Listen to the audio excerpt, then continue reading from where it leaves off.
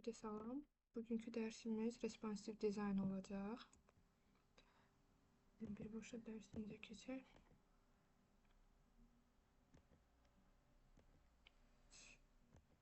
Oyunda.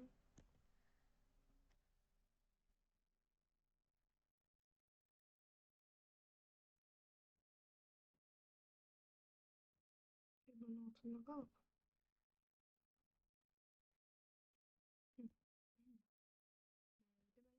Responsive dizayn.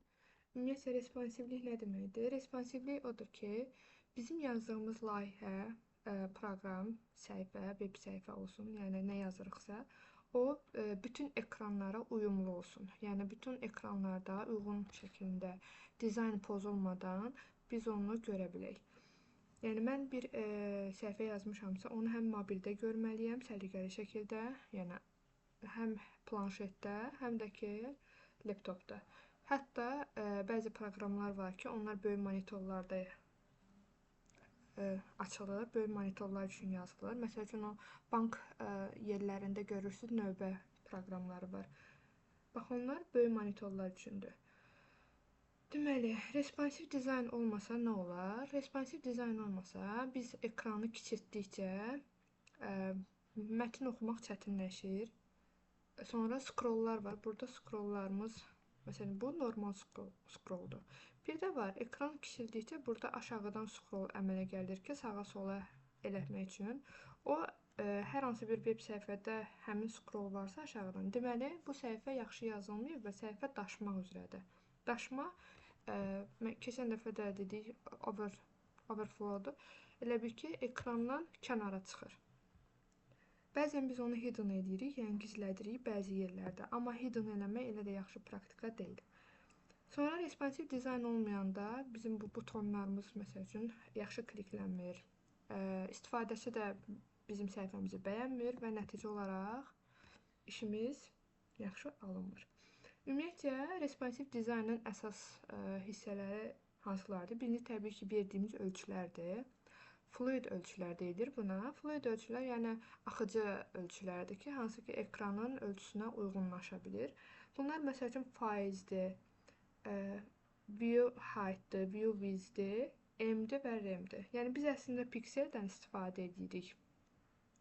Amma responsive dizayn üçün piksel elə bil standart ölçüdür. Mən bu butonda, məsəl üçün, width-nə 100, height'ına 50 piksel vermişəmsə, bu standartdır. Responsive dizaynda artıq mən bunu ekran kiçildiyi zaman kiçiltməliyəm.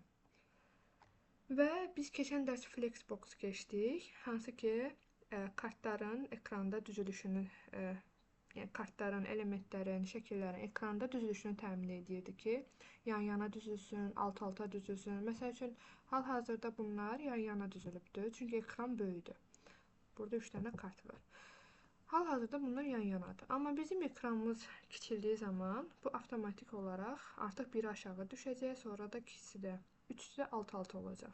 Bunun özü də responsive dizaynın tərkib hissəsidir. Bir də CSS grid var. Biz dedik ki, Flex'də sadəcə bir istiqamətli olur, yəni kartların ekranda yerləşməsi. Ya biz Flex Direction'a row veririk, ya da ki, column veririk. Amma griddə hər iki istiqaməti eyni anda eləmək olur. O, daha mürəkkəb yazılışı, sintaksə malikdir. Bir də responsivin ən əsas yazılış tərzi media querylərləndir. İndi hamısını bir-bir əvvəl adlarını deyim, ondan sonra izah edəcəm. Media querylər vasitəsilə biz yazırıq ki, məsəl üçün, biz kodumuza deyirik ki, ekranımın ölçüsü 600 piksel olanda get font sayızı kiçilt, kartın enini kiçilt. Bunların hamısı təbii ki, biz özümüz veririk. Bir də ən yeni metod clump'dır. Bu daha modern yanaşmadır. Və burada biz artıq ölçüyə kiçiyini, normalını və böyüyünü verərək koda bildiririk ki, yəni ekran kiçildikdə font sayızı 12 piksel olsun, ekran planşetdirsə font sayımız 16 olsun və əgər böyüdürsə, laptopda yazılarımızın ölçüsü 22 olsun. Və indi bunların hamısını tək-tək izah edək. Deməli, Responsive dizayn nə olduğunu bildik. Yəni mobil uyğunluq, planşet, bir də desktop optimallaşdırma. Standart ümumiyyətlə əvvəlcə responsive dizaynda best practicelər var. Yəni ən yaxşı qızıl qaydalar gedir bunlar. Biz keçmişdik ki, bax meta taglərində biz həmişə yazanda, yəni avtomatik olaraq bizə viewport, with, device, with gəlirdi. Yəni bu meta tagi onsuz da biz yazanda özü əlavə edir, amma ola bilər ki, əlavə olunmasın. Yəni bəzən tələbə kodu əlindən yazır, bir-bir sətir və sətir. Olmayanda, yəni bu artıq səhifədə, yəni mobil səhifələrdə düzgün görünməyəcək. Sonra mobile first yanaşma var, approach. Mobile first odur ki, əslində biz əgər bir səhifə yığırıqsa, ölçünü kiçikdən başlamalıyıq, böyüyə doğru yığmalıyıq. Bu mobile first yanaşmadır. Amma ki, mən adətən öz şəxsi təcrübəmdə böyük ekran üçün yazıram, sonra kiçildirəm elementləri. Fluid image var. Fluid image bunlar o deməkdir ki, məsələn, şəkillər həmişə responsive olmalıdır. Məsələn, biz şəkliyə max width 100% verəcəyik və height-ı da auto veririk ki, ekranın ölçüsünə uyğun eni və uzunluğu dəyişə bilsin. Touch friendly size o deməkdir ki, məsəl üçün, bizim butonlarımız var, düzdürmü? Bu butonlara toxunma elimi ən azı deyir ki, 44-44 piksel olmalıdır ki, bizim butonlardır, linklərdir, bunlar hal-hazırda böyük görsənir, okey. Amma mobildə daha kiçik olduğuna görə butonları biz elə yazmalıyıq, elə ölçüdə yazmalıyıq ki, yəni istifadəçi ona klik edə bilsin, üzərinə basa bilsin. Readable text size o deməkdir ki, mətn ölçüləri çox kiçik də olmamalıdır, çox böyük də olmamalıdır. Minimum adətən 16 piksel istifadə edirik. İndi clampla burada məsələn clamp nümunəsi var. Body'yə font size veribdir ki, clamp deyir ki 16 piksel olsun. Bu bunun minimum ölçüsüdür. Ortadakı normal vəziyyətidir. Yəni bu ekranın kiçik olduğu halda mobildədir. Bu o normal vəziyyətidir. Yəni ekranın eninə uyğunlaşır. Burada isə 18 pikseldir. Böyük ekranlarda 18 piksel olur. Yəni bu shorthand kimi gedir də, qısa yazılış kimi gedir və clamp metodu ilə biz bunu edirik. Burada line height sətirlər arası hündürlükdür.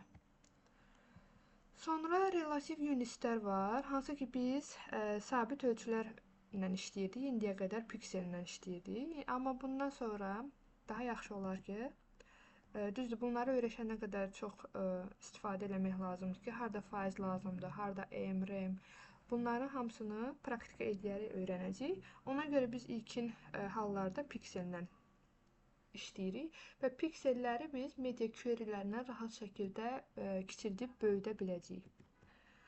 Sonra breakpoint strategiyası var. Breakpoint nədir? Əvvəllər device'lər, yəni vasitələr, elektron vasitələr bu qədər çox deyildi də. Yəni mobil olsun, tablet olsun, laptop olsun və hərəsinin bir standart müəyyən bir ölçüləri olurdu həmişə. Məsəl üçün mobilin ölçüsü maksimum 480-ə qədər olurdu. 480-600 arası bunlar elə bir ki, böyük iPhone, daha böyük ekranlı telefonlar idi. Sonra 600-900 arası planşetlər gedirdi. 900-dən daha böyüklərsə netbook və laptoplar. Bilmirəm, netbook bəlkə siz görmüsünüz. Daha elə bir notebookun daha mini forması idi. Sonradan satışı dayandı. Yəni əvvəl standart breakpointlər var idi. Breakpoint qırılma nöqtələri. Yəni 480, 600, 768, 900 və 1200 idi. Bizim hal-hazırda ekranımız 1440, 1536 olmalıdır. Yəni mənim ekranım. Sonra content üstünlüyü, yəni mobil üçün ən vacib məzmunu yuxarıda göstərməliyik. Yəni bayaqki prinsipə əsaslanır ki, mobil üçün birinci yazırıq, daha sonra gedirik böyük ekranlar üçün. Flexible grid sistemi, yəni sütun sayı əvəzinə flexible dəyişə bilən griddən istifadə eləməyimizi tövsiyə edir əslində. Yəni ya grid ya da flexboxdan istifadə edin. Məsələn, burada griddən istifadə Biz keçən dəfə display flex verirdik, amma ona artıq displeyə grid veririk və gridin template kolumları var ki, təkrarlayır AutoFit öz-özünə, yəni avtomatik olaraq təkrarlayır. Bu minimal ölçüsü 250 pikseldir və 1 FR, yəni bir dəfə olur. Bir də performance optimization var. Yəni bizim responsiv dizaynımız, okey, mən kodumu yazıram, responsiv ekrana uyğunlaşsın, amma həmin kod mənim ekranın şəklinin açılmasıdır. Sonra kiçildikdə şəkillərdə olan problemlər, butonların kiçilməsi, yəni bunlar hamısı performansımızı yavaşlatmamalıdır. Və bunları gələcəkdə biz lazy loading tənbəl yüklənmə deməkdir. Ekranda məsələn 10 dənə şəkil var alt-alta. Biz lazy loading ilə ekranı aşağı edərək şəkillərin açılmasını təmin edəcəyik. Yəni həmin hissəyə ekranım gələndə şəkil açılsın. Çünki öncədən açılanda yüklənmə baş verir. Və datalar da buna aiddir. Biz backenddən gələcəkdə data çəkəndə limit qoyacağıq ki, məsələn ilk 10 data gəlsin, sonra səhifəm açıldıqca digər datalar da yüklənsin. Bunun məntiqi lazy loading gedir. Və biz bunu hal-hazırda, yəni öz biliklərimizlə HTML-də ancaq belə tətbiq edə bilirik ki, image şəkil yüklənir və loading-ə lazy yazırıq ki, daha optimal şəkildə olsun. Və burada şəklinin ölçüsünü, max width'ini biz təyin edə bilirik. İçərisindəki ekran nə qədər böyütsəm də mənim şəklim maksimum 600 piksel olsun. Daha sonra burada mobil üçün həmişə biz applicationlarda və yaxud da ki səhifələrdə görürük ki, hamburger menyu olur. Hamburger menyuda horizontal menyudur. Yəni burada hal-hazırda bizim menyumuz bu gedir. Bu yanbayan olur vertikal şəkildə. Horizontal isə aşağıya. Məsələn biz açırıq bir səhifədə, harda göstərsəm. Onu ekrana göstərəm.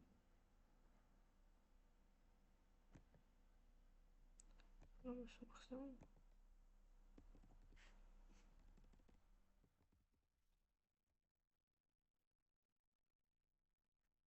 Məsələn bu bir səhifədir. Və burada bu bizim normal menyumuzdur. Səhifəmizin normal menüsüdür. Bunun hamburger şəklini məsələn ölçü vermişəm ki 900-dən aşağı olanda bu artıq hamburger menüdür. Hamburger menü budur. Çox hallarda 3 xəttlə özünü göstərir və açıldıqda ya yandan açılır, ya yuxarıdan aşağı və bu görürsünüz yuxarıdan aşağıya düzülmüş şəkildə olur səhifəmiz. Və bu təbii ki tablet və planşetlər üzrə olur. Gördüyünüz kimi burada da səhifəni, yəni nə qədər kiçilsək də hamburger menümüz onun daxilində olur və heç bir problem olmur. Burada sonra deməli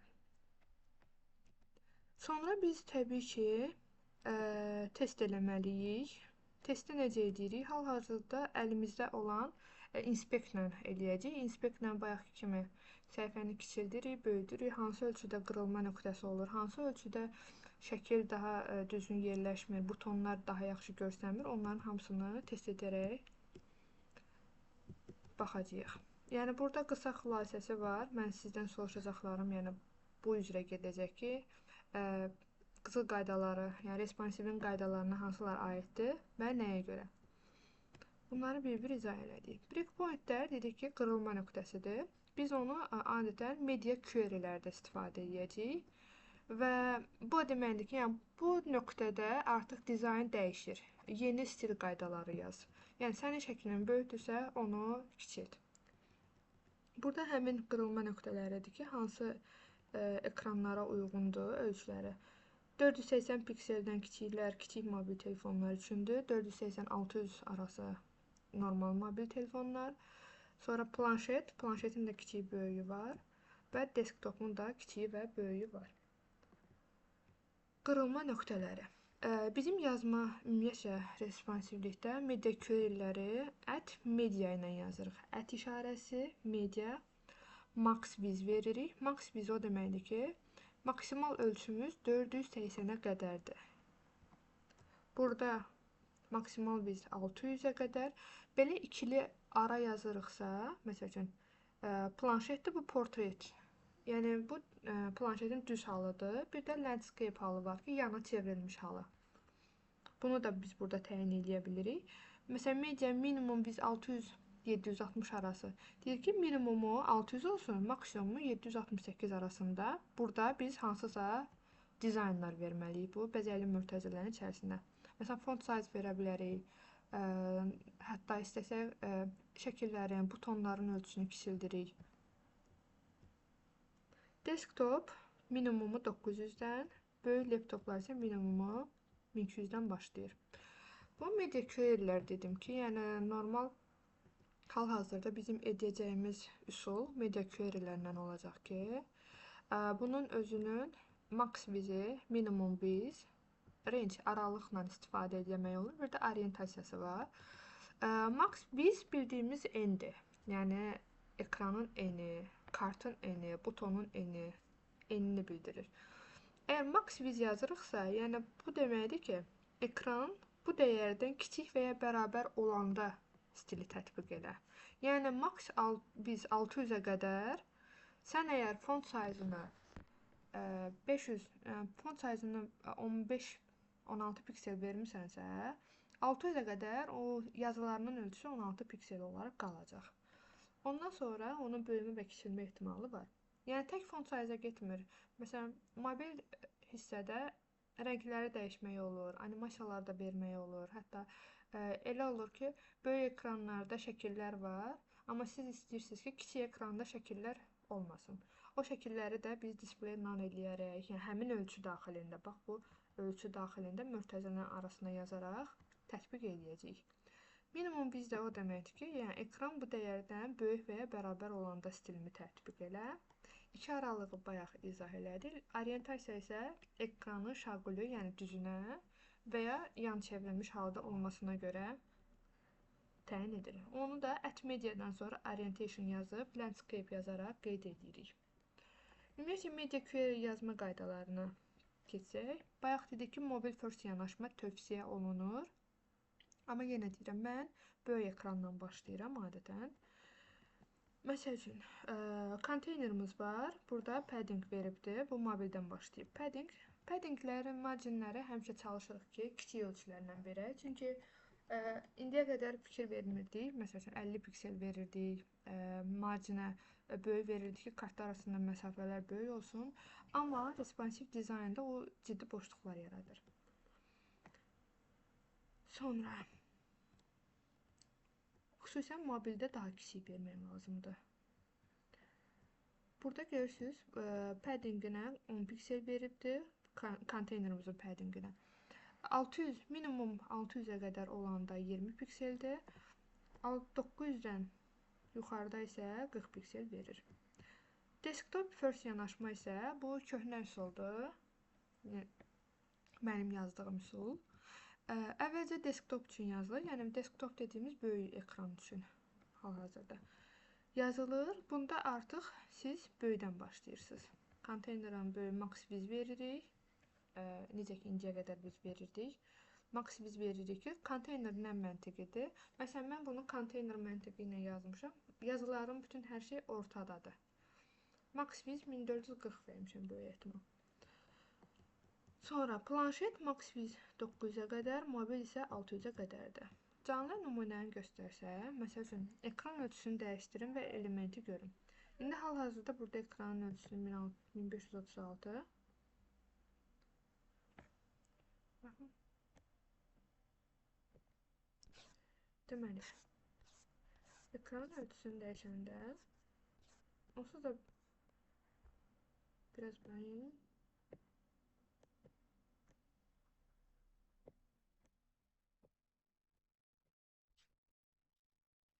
Burada standart ekran genişliyini ölçülür məndə.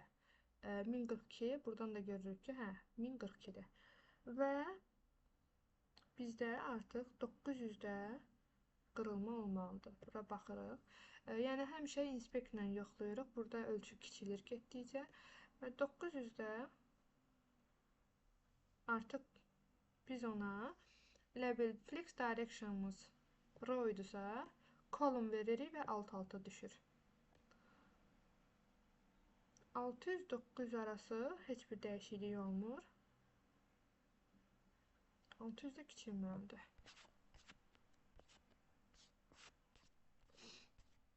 Yəni 600-də artıq bu hissələr, yəni mobil planşet yazılı olan hissələr kiçilir.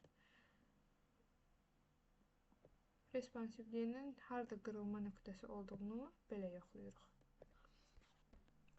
Sonra bizdə clamp funksiyası var. Media query'ləri indi bir də ətraflı üzərindən keçəcəm, amma clamp funksiyası daha modern yanaşmadır.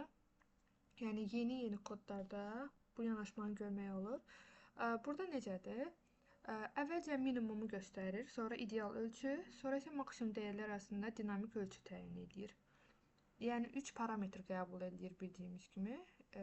Məsələn, keçən dərsdə biz keçmişdik flex 1, 200 piksel. Nə idi? Yəni bir o idi ki, böyüyə bilər, kiçilə bilər və onun base ölçüsü 200 pikseldir. Bu da hardasa oxşar məntiqlə gedir.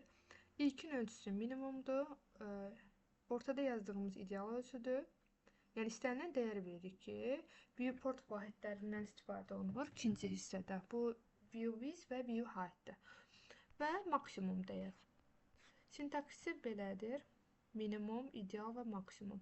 Məsəl üçün, ən çox bunu daha kiçik yazılan hissələrdə olur. Font size'dir, padding'dir, margin'dir, border radius'dur. Məsələn, boşluq verdikdə onu onlarda tətbiq eləmək olar.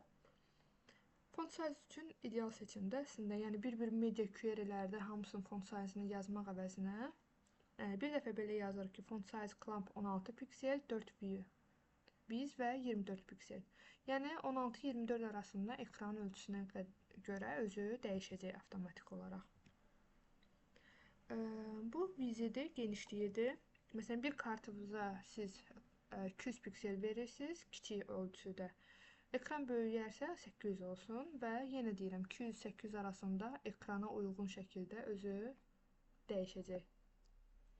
Və margin border radius'da, border radius'lar həmişə kiçik ölçülərdə olur, 8 piksel 20 piksel arasında. Sonra burada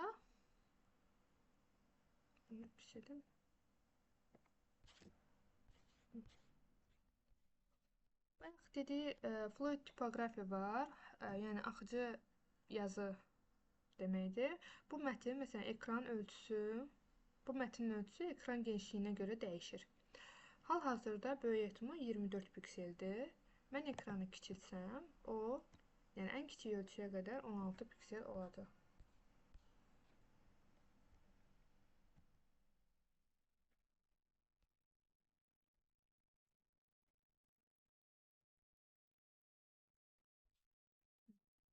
Burada ölçüsü dəyişir əslində.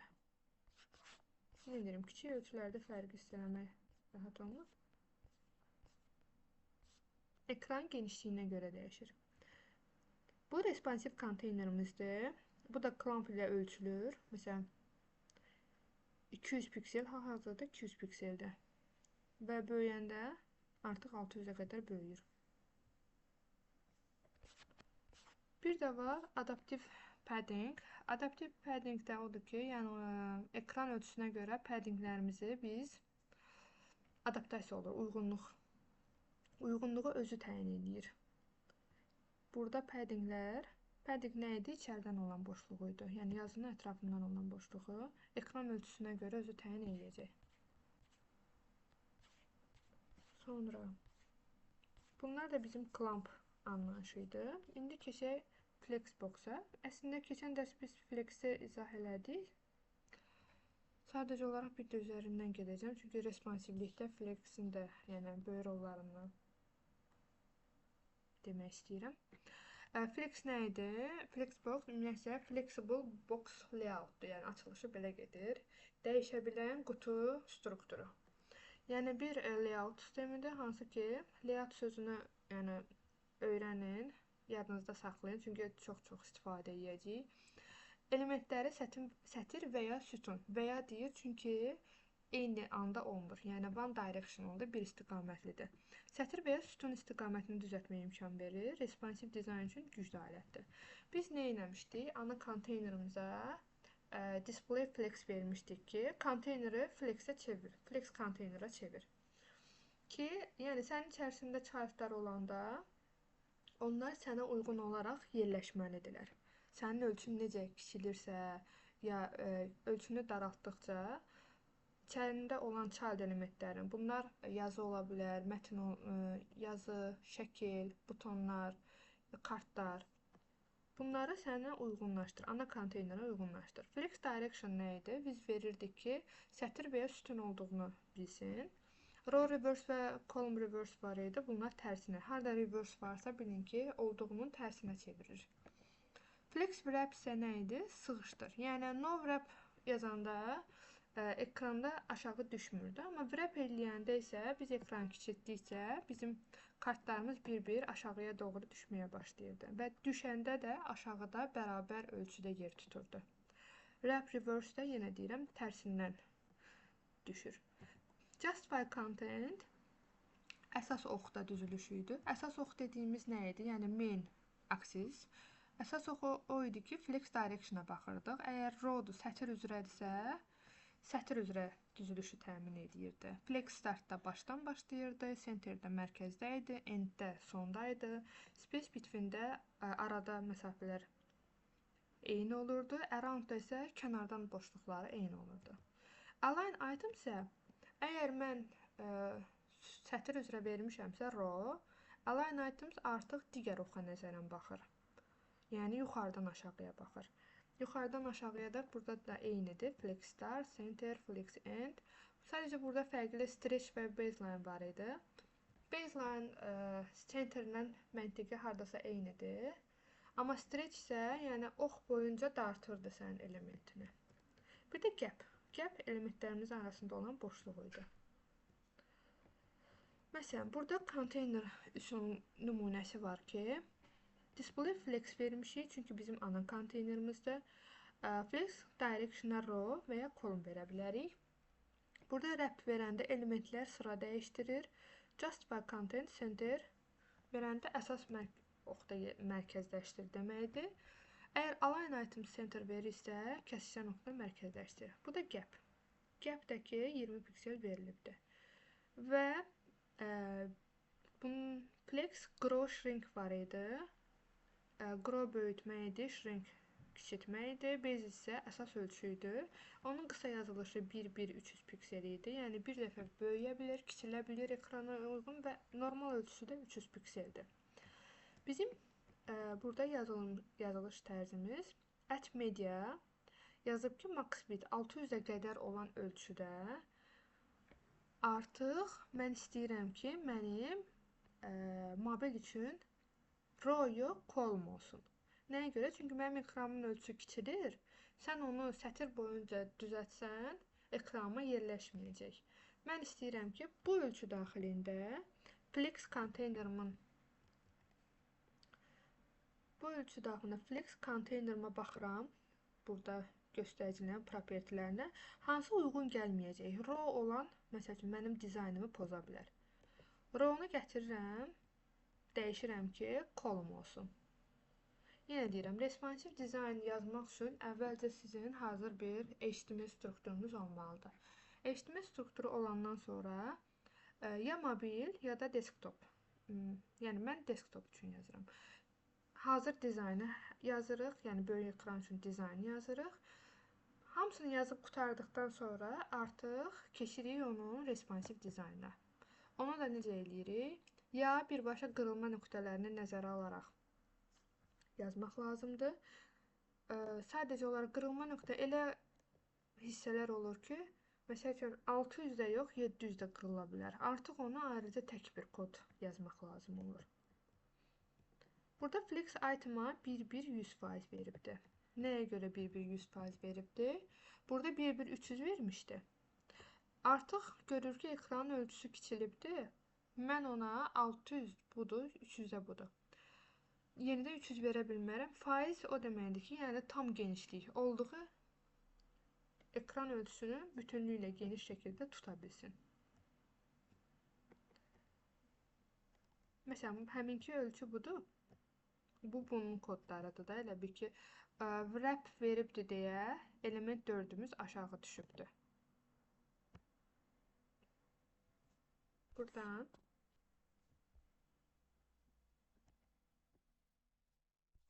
kiçildirik ölçülərimizi.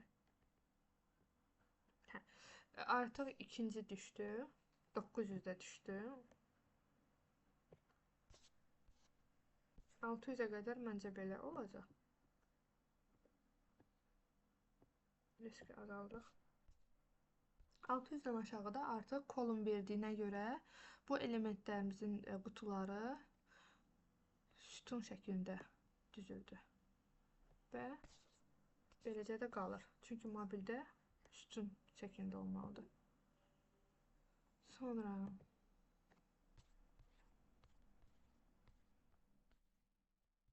bu bizim fleximiz idi. İndi siz onsuz keçən dərs flex idi. Həm onun taskını eləyəndə də görəcəyik. Onun da üzərindən elə responsive dizayn taskları verəcəm. Bir də grid var idi. Gridi sadəcə olaraq qısa şəkildə izah edəcəm. Grid nə idi? Yəni sətir və sütunları eyni vaxtda idarə edir.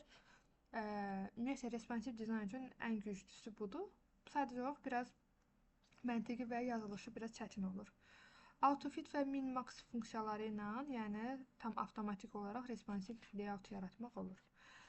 Burada məsələn display ekran deməkdir də. Yəni displeyə biz flex verəndə o deyir ki, mənim konteynerim flexdir. Grid verirəmsə, konteyneri grid konteynerə çevirir. Grid template columns var. Burada elə bir flexdən fərqlidir. Sütunların ölçülərini təyin edir. Məsələn, 1 FR-da 200 piksel, repeat 3 1 FR. Yəni ekranda 3 dənə 200 piksellik sütunumuz olmalıdır. Grid template row sətirlərin ölçüsünü təyin edir. Column və row sözlərini də yadda saxlayaq. Yəni column sütundur, row sətirdir. Gap burada da boşluqdur, amma burada artıq row gap və column gap biz qeyd eləməliyik. Əgər qeyd eləməsəz, hər ikisini birdən götürür. Autofit və autofill, yəni avtomatik sütun sayıdır. Bizim ekranımız, məsələn, burada sətir 1, 2, 5 dənədir, düzdürmü? Autofill yazanda bu artıq özü avtomatik olaraq yerləşdirir. Bir də min-max, minimum və maksimum ölçüsüdür. Adətən minimum ölçü ilə götürülür, 250 piksel olsun deyir. Buradan grid nümunənin koduna baxsaq, yenə deyəm, ana konteynerlə əvvəlcə işimizi görürük biz. Ana konteynera display grid vermişik. Daha sonra grid template columns. Yəni repeat elə təkrara autofit min-max 250 1 FR. Autofit odur ki, mövcud elementlərə görə sütun sayı olsun. Yəni sizin 4 dənə elementiniz varsa, sütun sayı da ona uyğun olur ekranın ölçüsünə görə. Min-max isə 250 piksel 1 FR. Yəni minimum 250 piksel olsun. Və maksimum bərabər paylaşırsan onu ekran boyunca. Gap isə yenə elementlər arası boşluqdur. Burada artıq həm sətir, həm sütun arasında özünü göstərir. Grid container fixed. Display grid verdi. Repeat 3 1 FR o deməkdir ki, 3 dənə bərabər sütunumuz var. Çünki kolum üzərindən gedir burada və boşluqlar arasında boşluqlar 20 piksel olsun. Əgər fərqli ölçüdə siz sütunlar vermək istəyirsinizsə, bu bərabər ölçüdə belə repeat 3, 4, 1 FR yazanda bərabər ölçü verir. Amma fərqli ölçülü sütunlar yazmaq üçün artıq siz grid columnsda tək-tək verəcəyiniz ölçüləri yazmalısınız ki, məsələn, 200 piksel, 1 FR, 300 piksel. Birinci deyir ki, 200 pikseldir. İkinciyə bərabər paylayacaq, yəni yerdə nə qədər qalıbsa, üçüncünü 300 piksel verir. Yəni bu, ümumi konteyner ölçüsündən 200 ilə 300-ü toplayır, 500 və yerdə qalanı ortadakına paylayır.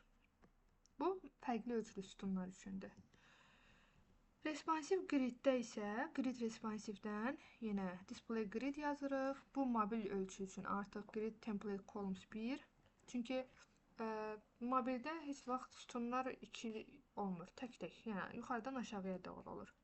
Və gapimizin ölçüsü də 15 pikseldir. Yenə burada at mediadan istifadə edib, yəni kompleks şəkildə yazılmış koddur. Yəni o demək deyil ki, siz o responsivliyi tək media query ilə, tək flexlə, tək clampla yazasınız.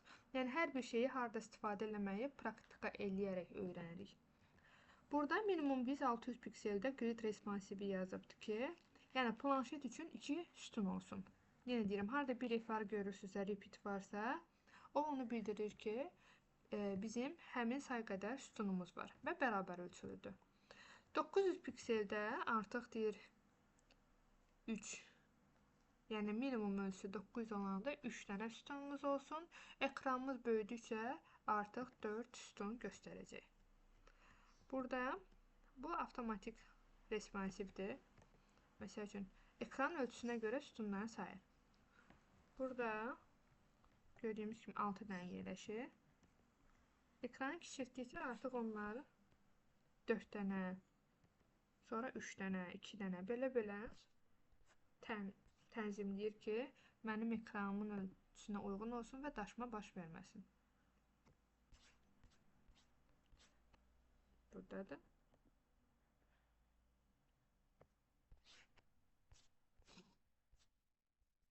Gördünüz, burada hamısı artıq sütun üzrə düşdü. Çünki o deyir ki, mənim artıq kiçiləcək bir yerim yoxdur.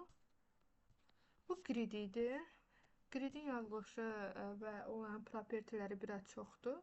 Yəni, ilk baxışdan anlaşılmaya bilər. Praktik nümunələrə baxsaq, məsələn, burada clamp ilə responsive design kartımız var. Fluid topografi. Yəni, bu kartda olan clamp funksiyası istifadə olunubdur. İndi bunun koduna baxacaq. Font ölçüsü, paddingi, margini, ekran dəyərləri, yəni dəyərləri ekran ölçüsünə görə avtomatik dəyişir.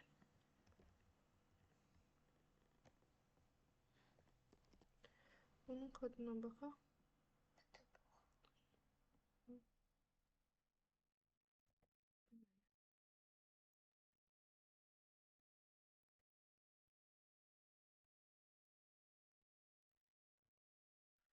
Burada clamp ilə responsive kart. Yəni, bu yazılışları artıq öyrənmişik deyə ona görə şeyin. Kart demonun üzərinə gedək.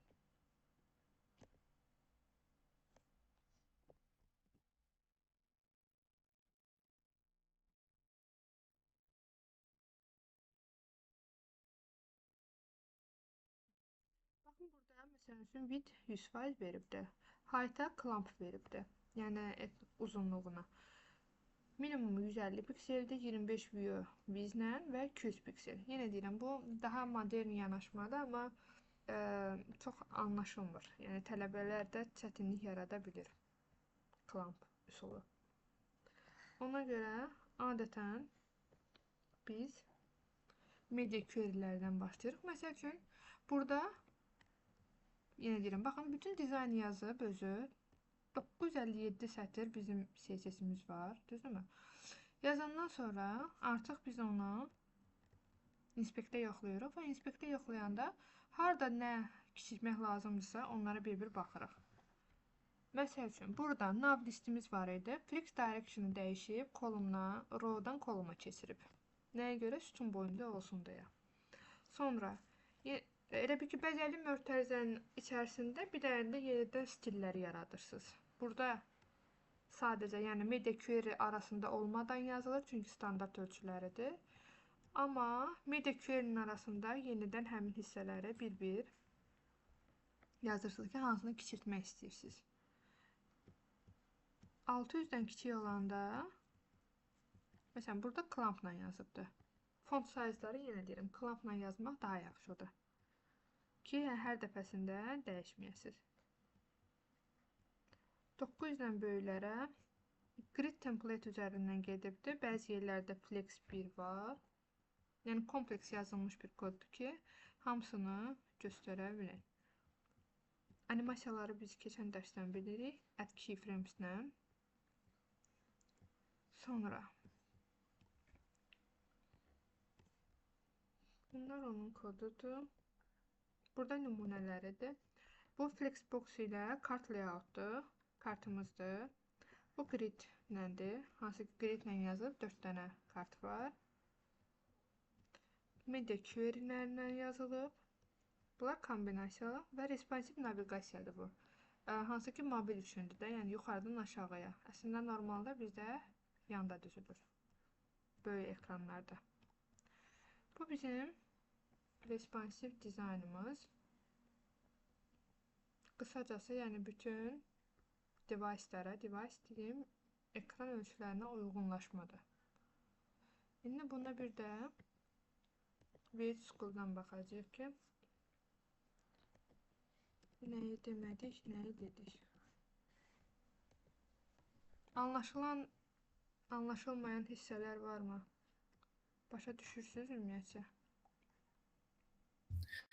Başa düşdüm. Telefonda eləyəndə telefonda yazılmalıdır proqram şeylər, kodlar. Əslində mobil first yanaşmanı deyirlər var. Amma ki mən özüm telefonda yazmıram. Böyüklə başlayıram, sonra kiçildirəm. Yəni o developerin öz seçiminə də baxır. Amma yəni mənə elə gəlir ki, telefonda yazmaq sonra böyütmək biraz çətin olar.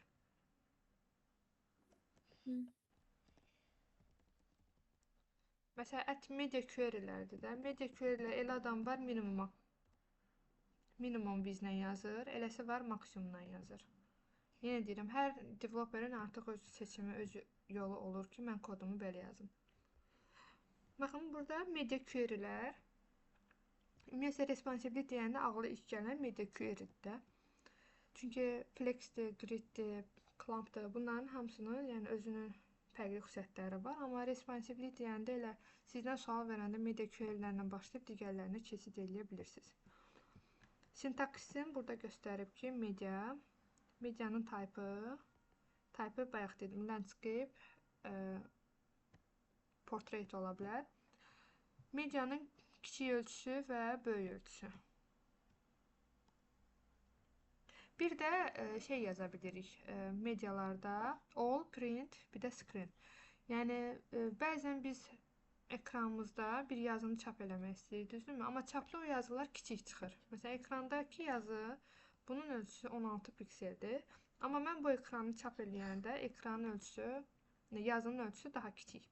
Deməli, mən print halında deməli o ölçünü kiçiltmişəm. Burada max width dəyərlərdir. Hansı ki, viewportun max height-ıdır, minimum height var. Height normal ölçüsüdür. Yəni height ilə max min height-ı səhv salmayaq. Yəni height verdiyiniz standart ölçüdür. Amma minimum max isə ekran ölçüsünə görə uyğunlaşır. Hətta siz kartınıza da minimum max height verə bilirsiniz ki, yəni ekran kiçiləndə minimum 200 pikselə qədər kiçik olsun kartım. Ya da ekran nə qədər böyüksə də mənim kartım 300-dən yuxarı olmasın. Məsələn, burada media screen. Burada screen veribdir, yəni ekranda olan ölçüsü. Minimum biz 480. 480-də light green deyir. Bunu əslində biz kiçildə bilmirik. Yenə deyim, rəng keçidlərini də eləmək olur da. Background əslində pinkdir. Background əslində pinkdir. Sadəcə olaraq burada deyib ki, minimum bizdə 480 olsun. Bu ekran ölçüsü var. Amma ki, Visual School-da bunu praktik olaraq göstərmək olmur. Hə, bu da. Deməli, olurmuş. Background-un deyir pinkdir. Mən minimum biz 480 nə qədər yaşıl rəng olsun. 480-dən aşağıda artıq çəhrayı rəngə çevrilir. Bu kodda nəzərə. Burada rənglər üzərindən göstərəndə daha yaxşı olur. Deməli, backgroundumuz pinkdir. Mənə verib ki, ölçüsü minimum 480 və 768 arasında light green olsun. Baxın, bayaq böyüdəndə də yaşıl olurdu. Amma artıq orada limit qoyub ki, 768-dən böyütsən, çəhrayı olsun. O aralıqda 480-768 arasında yaşıl olsun. Yenə də kiçik olanda ekran backgroundumuz çəhrayı rəngə çevrilir. Onu da biz bundan təmin edirik. Elə bil ki, sadəcə olaraq bundan burada da body var, burada da body var. Bir fərqi odur ki, bunu dəyişmək istədiyinizi medianın arasında yazırsınız. Ölçü verirsiniz, təzədən bəzərli mötərizələr, elə bir yeni bir kiçik bir dizayn yazırsınız. Kiçik ölçüyə uyğun dizayn. Və yaxud da ki, böyük. İndi baxır hansından yazırsınız.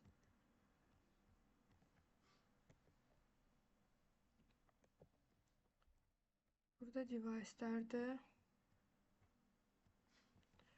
Bunlar deməli, bizim backgroundumuz var. Zeytun rəngindədir. Color da ağ rəngdədir. Burada minimum biz 768'e qədər deyir ki, blue olsun. Deməli, bu ölçü, yəni böyükdən 768'e qədər blue'dur və yazımın rəngini də, hətta belə yazaq ki, yazımın rəngi qırmızı olsun və ekran background'u da blue olsun. 700 görüm harda kiçik. Ümumiyyətlə 768'dən kiçikdə hamısında şey. Bir də ekran böyüdəndə burada böyük ekran verib, Deməli 768'də qədər hamısı zeytun rəngidir. 768'ə qədər. Buradan yuxarıdan görmək olur əslində. Göstərəcəm. Burada bu ölçünə dəyişir. 60, 8. 8'də artıq mavi rəng və qırmızı kolora çevrilir. Bir də ki, burada yazıb ki, 992'dən böyük olanda backgroundumuz tan nə rəngdirsə o rəng olur və tam bu rəngiymiş. Deməli, 992'dən böyükdəsə artıq yazımızın rəngi qara rəngdir və backgroundumuzda rəngi də ona uyğun dəyişir. Bu bunun media query'lərlə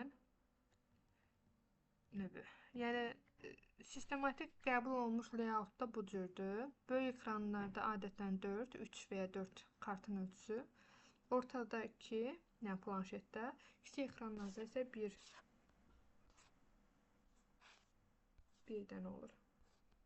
Menyular üçün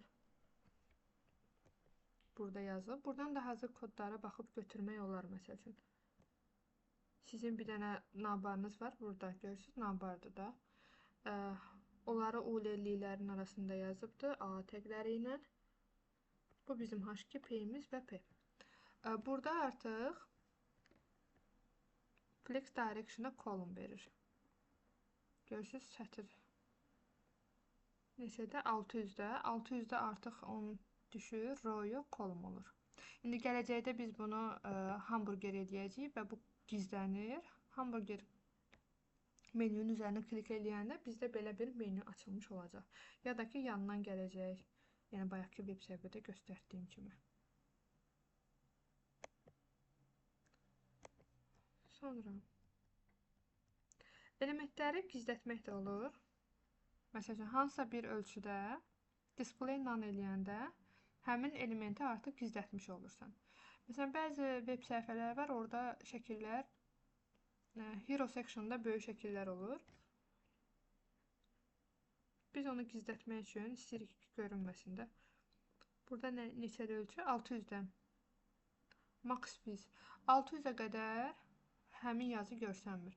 Amma 600'dən yuxarıda biz artıq o yazını görmüş oluruq. Divə veribdir background yellow, padding 20. Div 1 budur, ID ilə tutubdur. Yəni, həmin dizaynı gətirib ölçüsünü ya displayini. Baxın, burada display nan var. Tələbə gedib deyəcək ki, burada display yoxdur, axı mən nəyi dəyişim? Yəni artıq siz bilməlisiniz ki, default olaraq display onsuz da okeydir, yəni görsənmək deməkdir. Siz onu sadəcə olaraq burada nan eləyirsiniz, dəyişirsiniz. Yəni get burada, hə, background var, gedin bunu dəyişim. Padding var, bunu dəyişim. Tək o da deyil prinsipdə. Nəyi yox eləmək istəyirsiniz, nəyi görünür eləmək istəyirsiniz. Opacity verə bilərsiniz hətta. Opacity getdikcə bulanıqlaşsın. Yəni hər cür oyun aça bilirsiniz. Kartuzun başına. Bu orientasiyaya baxanda burada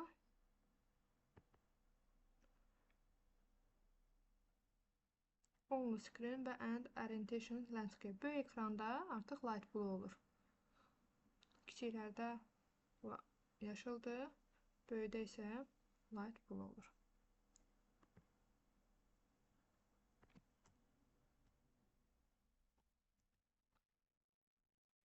Bir də important yazısı var, hardasa kodda görsəniz.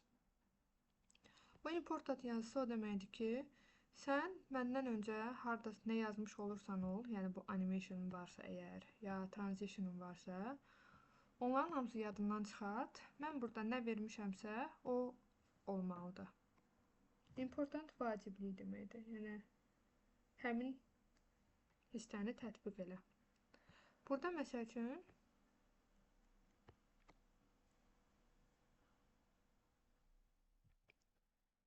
animasiyanı göstərir sadəcə olaraq. Heç burada şeyin responsivliyin kodu yoxdur. Baxın, burada məsələn responsiv image cədvəl belə qaleriya şəklidir. Hansı ki, bunu yazmaq üçün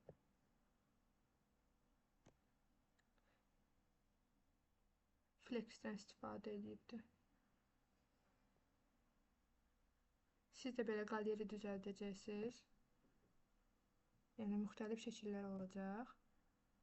Yəni burada görürsünüz 2 sütunda yerləşir.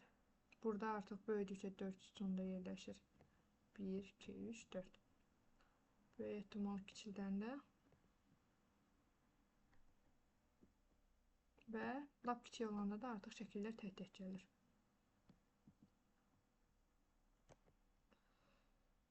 Bunu necə yazılış tərzidəki bir konteynerimiz var. Display flex veribdir. Wrap verib ona görə ki, ekran kiçildikcə aşağı düşsün. Kolumda artıq flexi 25% verib ki, bərabər yerə, bayaq necə 4 dənə yerə bölünmüşdü. Və media screenlərlə max fit 800 piksə qədər olanda 2 dənə olsun, flex 50-sə 2 yerə bölünəcək. Max fitdə 50% olsun. Əgər 600 piksel olanda, yəni ekran kiçikdir də 600-ə qədər olanda flex 100%-dir, yəni bir sütunda olacaq artıq, max bizdə 100, bütün ekranın enini tutmuş olur. Yəni 600-ə qədər, 600-dən böyük bunların hamısını diqqətlə baxmalıyıq ki, harda nəyi yaza bilək. Daha sonra burada nümunələrdir. Ümumiyyətlə, responsiv dizaynin məntiqini başa düşdünüz. Bəli, başa düşdüm. Hə. Əslində tam sizlikdir. Siz deyirsiniz, məndə kreativlik var. Yəni harda nəyi necə yaza bilərsiniz, onu burada əməli başda istifadə edə bilərsiniz. Məsələn, burada CSS Media Query nümunələrinə baxaraq bu kodları öz tasklarınızda yazmaq olar.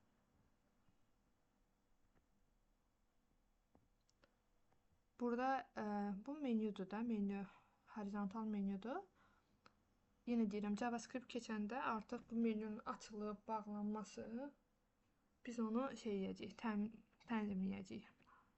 Hələ ki, sadəcə display ilə işləyə bilərik ki, bağlasın, görünməsin, görünsün.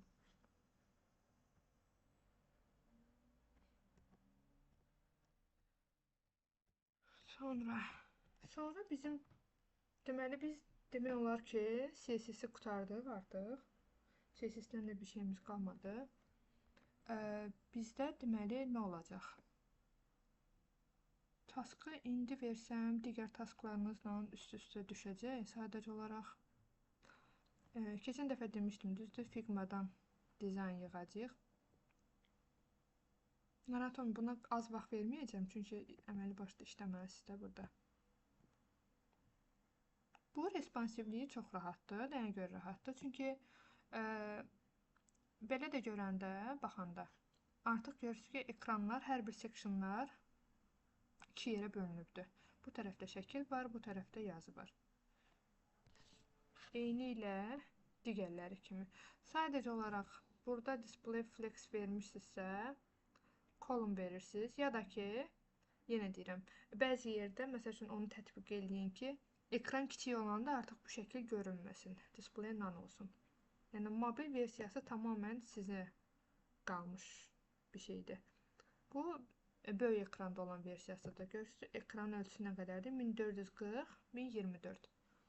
Konteynera 1440 verəcəksin max speed olaraq. Ki, yəni, mənim ekranım nə qədər böyüsə də, hər şeyi mərkəzləşmiş şəkildə 1440-da mənə göstər. Bu taskda biz burada bizim navbar hissəmizdir. Bunun özü də display flex ilə yazılıb. Çünki sol tərəfdə loqomuz var. Sağ tərəfdə navlinklər var. Navlinklərin özünün də içərisində display flex vermək lazımdır ki, bu yanbayan düşsün. Daha burada 2 dənə butonların özünün bir dənə divi olacaq. Həmin divə biz flex verəcəyik ki, butonlarımız yanbayan düşsün. Burada responsiv olaraq yazmaq rahat olacaq. Sadəcə olaraq Figma-da işləmək biraz sizə şeydir, heç işləməmişsinizsə. Burada 3 dənə şəkildir, görürsünüz, burada row-dur da, flex direction row-dur normal olaraq. Amma siz onu ekran kiçildikcə artıq kolon edirsiniz ki, şəkillər aşağıya düşsün. Və butonların ölçüsünü də biraz kiçildirik. Eyni şəkildə bu formda. Demək olar ki, keçdiyimiz hər şeyi burada praktika eləyə biləcəyik. Form hissədir. Şəkilləri hardan tapılır o adam? Şəkillər bunun özündədir. Ümumiyyətlə Figma dizaynda həmişə layihə bizə gələndə dizayn hazır gəlir. Yəni siz əgər özünüz öz layihənizi yığmırsınızsa, şirkət, firma, nə bilim, bir sifariş götürmüsünüzsə, layihələr dizaynı hazır gəlir sizə. Hətta back-endi də hazır gəlməlidir normalda ki, siz artıq front tərəfini yığa biləsiniz. Və şəkillər burada indi bəzən fərqli-fərqli adlar ola bilir, amma standart olaraq həmişə Figma açırıq belə. Link açılanda birinci sizə səhifələr gələcək. Bu proqramdır, proqramı yükləmək lazımdır. Yükləməsəz də olar. Burada elə bir ki, mən bu linki atacağam sizə. Sadəcə olaraq sizdən qeydiyyat istəyəcək. Mən qeydiyyatdan keçmişəm, düzdür, maillə. Bu səhifəni görə bilmək üçün. Ödəniş şey eləmir onsuz da. Pullu deyil. Pullu hissəsi var, biz istifadə eləmirik də, yəni. Free-dir. Görürsünüz, burada yazıb ki, free. Burada ekranı açanda, link açanda sizə bu dizayn gəlir. Dizaynı siz əvvəlcə ümumi şəkildə baxırsınız. Yəni, layihə götürəndə necə başlayırsınız. Dizayna baxırsınız.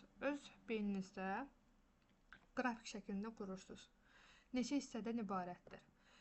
Hər bir, biz semantik təqləri keçmişdik, düzdür? Semantik təqlər nə idi? Navbar idi, nav idi, footer idi, sidebar, article, main, sectionlar. Bunları tətbiq edəcəyik burada. O da necə? Məsələn, bu hissə navdır. Yuxarı hissə header, headerın içərisində navdır, başlığı. Və sonra başlayır bizdə hero section, sectionlara bölürük. Section içərisində hər birinin içərisinə konteyner məntiqini tətbiq eləməliyik. Yəni, sectionu yazırsınız, içərisində də bir dənə konteyneriniz olmalı. Div konteyner, artıq içərisini bir-bir doldururuq. Bu birinci sectionumuzdur bizim, hero section. Bu ikinci sectiondur, hansı ki, about olan hissədir. Və belə olduqda, yəni üzərinə gələndə də onsuz da göstərir ki, hardan hara bölünübdür. Bu üçüncü hissədir. My works. dördüncü hissəmiz və footerimizdə. Buradan da bax final dizayn gəlir, düzdürmü? Artıq səhifələri də üzərinə basmadan belə-belə də seçmək olur ki, tələbə bilsin ki, harda başlayır. Home page budur, about page budur və içərini bir-bir oxları eləyərək açaraq hamısının üzərinə gəlib ölçülərini götürmək olar. Burada onu deyim ki, şəkillərin kiçik-kiçikdir. Onun bütün faylları burada var. Asset faylı var.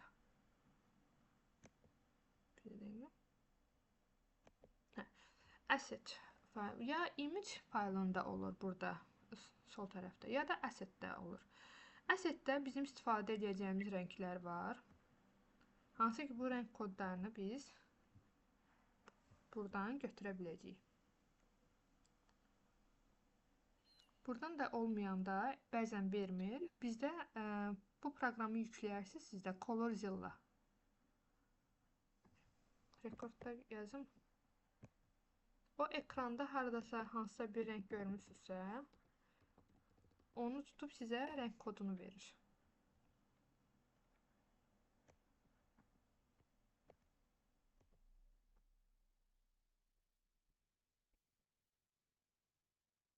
Buradan gələndə artıq siz buna basırsınız. Məndə yüklənmiş haldadır. Ona görə şey olmayacaq, yükləyə bilməyəcəm. Məsəl üçün bir web səhifənizdə Colorzilla'ya basırsınız. Bunun üzərinə gələndə görürsünüz hansı rəngi istifadə edibsə, hətta kiçik hissələrdə belə tutmaq olur. Və buradan kopyaladınız, sonra gedib onu öz dizayn kodunuza copy paste edirsiniz. Bunu yükləyərsiniz, çünki dizaynda sizə lazım olacaq ki, Figma'dan... Necə kopyalayırdıq? Bax, Colorzilla var, düzdürmü? Üzərinə basıram, Məsələn, üzərinə basandan sonra gəlib, harada rəngi istəyirsinizsə, yenə üzərinə bir dəfə də kopyalayırsınız. Üzərinə basırıq da, sadəcə olaraq üzərinə basırıq. Sonra gedirik, bunu, məsəl üçün burada qoyuruq.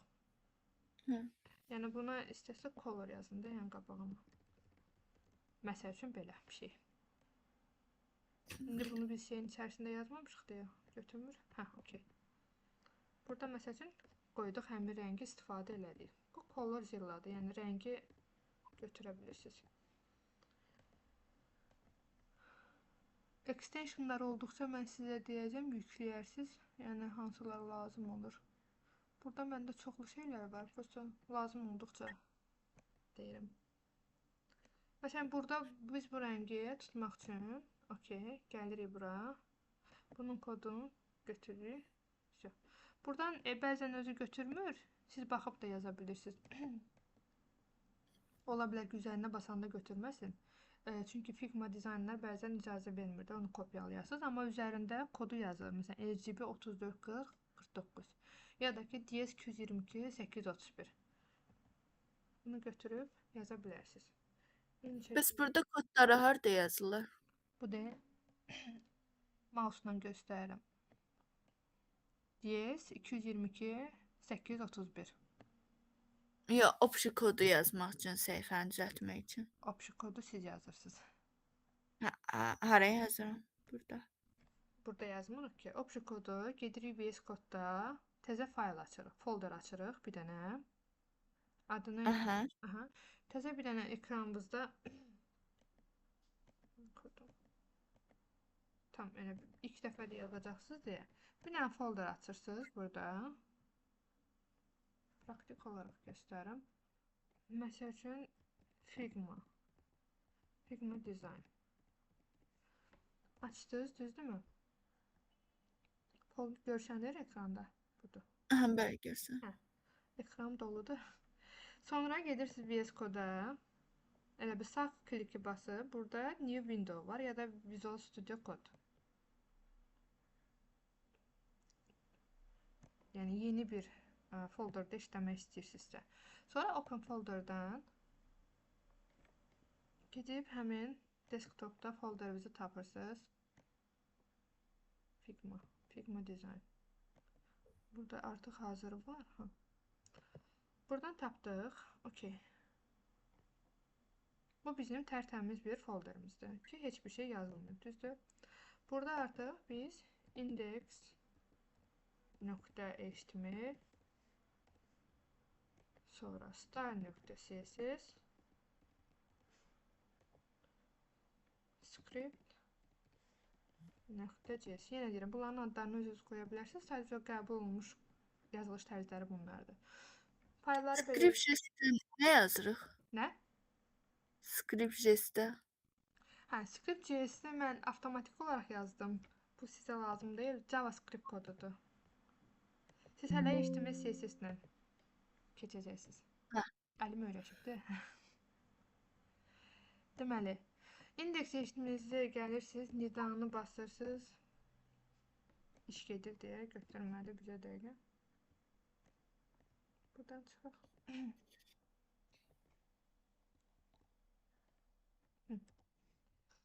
Bunun içərisində artıq başlayırsınız kodlarınızı yazmağa. Və burada da CSS ilə bağlayırsınız ki, sizin CSS-iniz istəsin.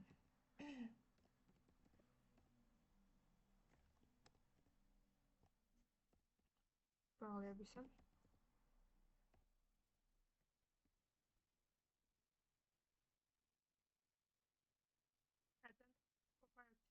Copilot budur, AI, yəni təkliflər verir. İndi hal-hazırda istifadə eləmişəm deyə aylıq ona görə işləmir. AI ilə işləməyi öyrənin, amma yenə deyirəm, nə yazdığımızı bilmək şərti ilə.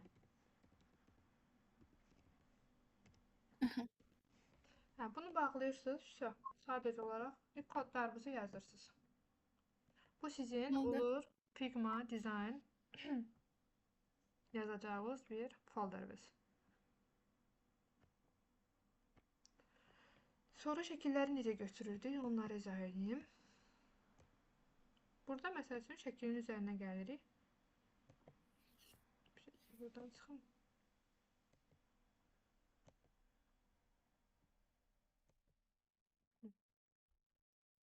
Şəklin üzərinə gələndə, məsələn bu şəklin üzərinə gəldik. Ekranda sağ tərəfdə ən aşağıda həmişə export olur. Export xaric eləməkdir, yəni şəkli idxal edirsin. Burada şəklin PNG, JPEG, SVG, PDF variantlarını seçmək olur. Ən çox PNG və JPEG işlədirik biz. Və export eləyəndə artıq sizin notebookunuza yüklənmiş olur. Yükləndi. Görürsünüz? Və bu şəkildə bir də yaxşı olar ki, siz VS kodunuzda şəkilləri image bir dənə folder açasınız. Onun içərisinə yığaq. Məsələn, buradan mən şəklimi gətirirəm. İndi bilmirəm, sizdə sürüşdürmə olur, olmur. Böyük ehtimal olar yeni kompüterdə. Sürüşdürüb gətirib bunun içərisinə qoyuruq. İçərisinə qoyduq. Bu bizim image folderimizdə. Sonra da biz artıq bunu istifadə edəcəyik burada. Bunu necə tapırıq? Belə nöqtə qoyduq, fayldan çıxdıq, getdi image tapdı. Image-in içərisində də şəklimizi tapdı. Alt yazırıq buna, məsələn, dizayn yazıq. Bu bizim olduğu şəklimiz. Harada qoymaq istəyirsinizsə. Nasılsa.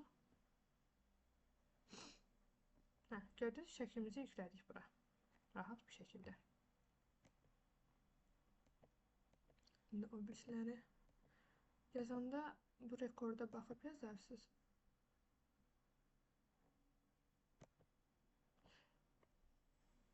Bizə dəqiqə. Qorxdum, elə bildim şey getmir rekorda. Deməli, sonra harada qalmışdıq? Bu bizim şəkilləri götürmə üsulumuzdur. Baxın, hamısında ola bilər ki, eksport özü gəlmir. Eksportu açırsınız siz. Mütləq eksportu açanda, məsələn, bəzən bağlı halda gəlir də menü olaraq. Buradan çıxın. Eksport eləyirik, bu şəkildə yüklədik. Allah bir neçə dəfə yüklənir bu şəkillər kompüterimə.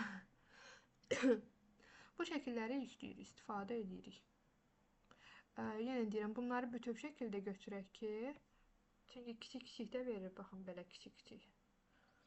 Onun istifadə edəndə çətin olacaq. Yəni mən sizdən o dərəcə dəqiq bir dizayn istəmirəm. Sadəcə olaraq məntiqi lazımdır ki, hə, burada böyük H1-imiz var. Creative UI Designer yazıb, 2 dənə buton var. Bu sağ tərəfdə olacaq, şəkil sol tərəfdə olacaq. Eyni şəkildə də burada bu. Mən bunu göndərəcəm sizə, yaxşı? Amma task olaraq mən bunu istəyirəm sizdən gələn həftənin, yox, o bir həftənin 2-ci gününə. Olar elə? Olar. Hə. Çünki biraz istəyirəm özünüz yazasınız, yəni baxasınız ki, nə necədir, harda nəyi yazmaq lazımdır. Başa düşməyəndə də həmin anda həmin yerin şəklini, screenini atın.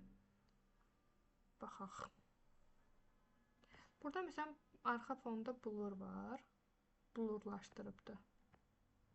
Qoy onu deyim.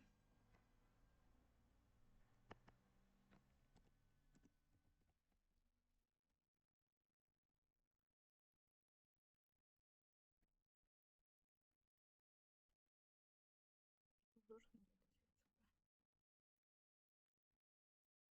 Sessiz.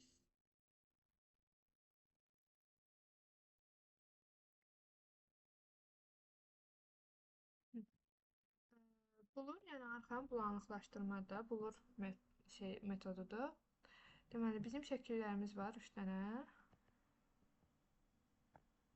3-ü də ananas. Şəkillərimizin birincisinə burada baxıram ID image 1-ə. Image 1-ə blur 2 veribdi. Blur 2 budur. Daha az. Image 6-ya, ikincisiyə isə blur 6 verib. Yəni 6 dəfə arxa fonu eləyibdi. Bulanıqlaşdırıb. Blur effektini CSS-nə yazmaq olur yəni. İstəsəz araşdırıb yaza bilərsiniz. Bu blur funksiyondur. Başqa nümunəsi varmı? Yoxdur. Sonra burada form yazacağıq biz. Form elə bir ki, sağ tərəfdə başlıqla şəkildir. Sadəcə olaraq bu başlıqla şəkilə siz kolon verirsiniz ki, alt-alta düşsün. Burada isə bizdə formumuz var. Formları da form təqləri arasında input labellarından bu text area-dır, yəni mesaj yazmaq üçün yerdir. Bu da submit butonudur. Onları yazacağıq. Bir də aşağıda footer hissəmiz var ki, ikonlar istifadə edirik və bunlar da ikonlar gedir. Sosial şəbəkələr. Və aşağıda da bir dənə yazı var. Sadə bir yazı var. Bu qədər. Bugünkü dərsdən sual, anlaşılmayan bir hissə varmı? Yoxdur. Tamam. Yazarıq onda inşallah, hə? İnşallah. Onda biz ikinci gün nə edirik? Ümumi təkrar edirik. Taskları yazırıq. Bunu yox. Bundan bir hissə işləyib göstərə bilərsiniz ki, hə, məsələn, hero section-ı yazmışam, nə bilim, navbarı yazmışam. Yəni məntiq olaraq başlamışam. Amma digər taskları, bir də ki, responsivliyə aid bir 5 dənə task göndərəcəm bugünkü dərsə aid. Onu ikinci günə istəyirəm. Aha, oldu. Ümumidə təkrar. Yazdığımız kodu da baxaq, yaxşı, soruşanda qalmayaq belə. Yaxşı. Bugünlük bu qədər. Özünüzə yaxşı baxın, dərslərinizə yaxşı baxın. Oldu, sağ ol. Sağ olun.